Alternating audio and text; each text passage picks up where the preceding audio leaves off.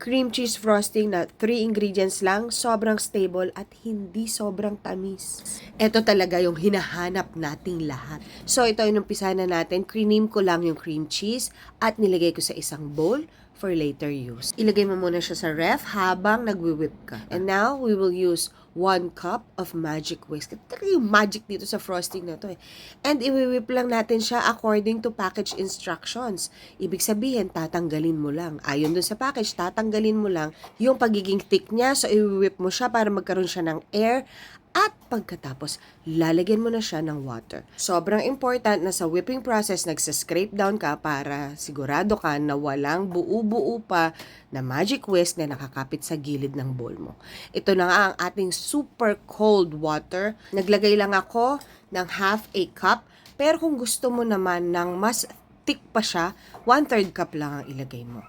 I-whip mo lang yan hanggang maging smooth and silky ang iyong magic whisk. Again, scrape down bago ituloy ang proseso. Ito talaga yung cream cheese frosting na babago sa buhay mo. Kasi yun common problem natin with cream cheese frosting eh. Malambot siya tapos masyadong matamis kasi sobrang daming powdered sugar to get the consistency na kailangan mo. Ito hindi. At ito na, ang ating whipped cream cheese. Isasama na natin siya ng pakonti-konti doon sa ating magic whisk. Make sure na nakaswitch ka to low speed habang dinadagdag mo yung iyong cream cheese. Yung dami ng cream cheese sa recipe na to ay eksaktong-eksakto para lasang-lasa siya dun sa iyong cream cheese frosting.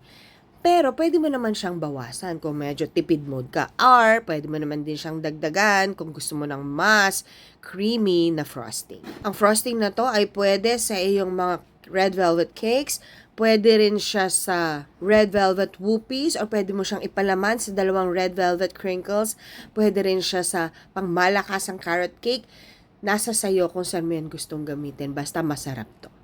At ito na nga ang itsura niya after natin siya na-whip for maybe about 3 minutes in total. Tingnan ninyo, medyo siya ay mabula. Siyempre, winip natin eh. So, what we're going to do is we're going to whip it on low speed using a paddle. Low speed yan, naka-speed up lang yung video. Tingnan ninyo, mas makinis na siya. And syempre, bago ninyo gamitin, i-rest nyo muna siya. Kahit man ikaw, yung paikot-ikutin ng 3 minuto, kailangan mo munang mag-rest. At eto na siya. At ito nga yung cream cheese frosting na ginamit ko dun sa ating Valentine's cake na pinakita ko sa inyo a couple of days ago. I hope makatulong ang recipe na ito sa inyong mga Valentine's Day order. At ito po ang inyong pambansang ante na nagsasabing hindi kailangang mahirap ang masarap. Yun lang po and mabuhay!